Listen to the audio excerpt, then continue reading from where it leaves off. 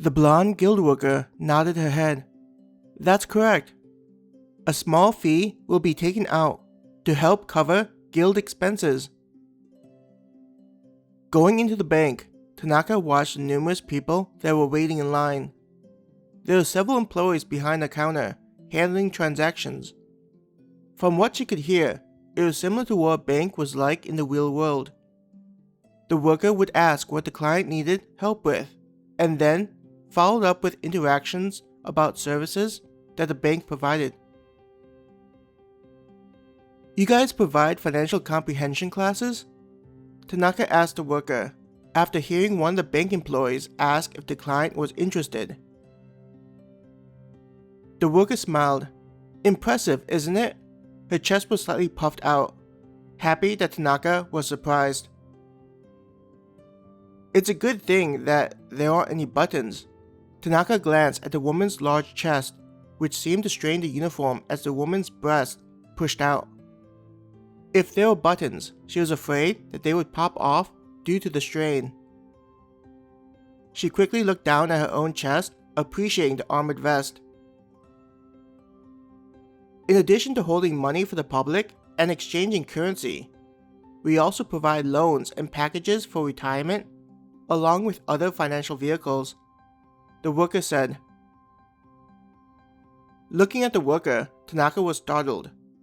Though she didn't fully know about matters in the financial world, it was unexpected that the guild would have such options available. Even though it was a simulation, Star and Moon had still included such things in the programming. It made her wonder what the company's intentions were with having people become adventurers. Our loans are particularly popular, especially for adventurers in purchasing new equipment to assist them on jobs. The worker turned towards the people waiting in line. Aren't you worried about adventurers not being able to pay their loan back? I would think that higher paying jobs aren't a regular occurrence, making it difficult to pay off the loan. Tanaka was concerned about offering loans to those who work in a semi-volatile profession. The worker looked at Tanaka. That's the reason why we do a thorough investigation to determine if the requested loan would place too much of a burden on the individual or group.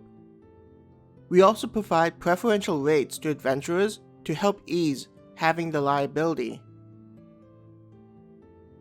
Hearing that the guild was aware of the potential abuse of adventurers taking out loans that may not be able to be paid back, and coming up with a solution, Tanaka had a higher opinion of the guild.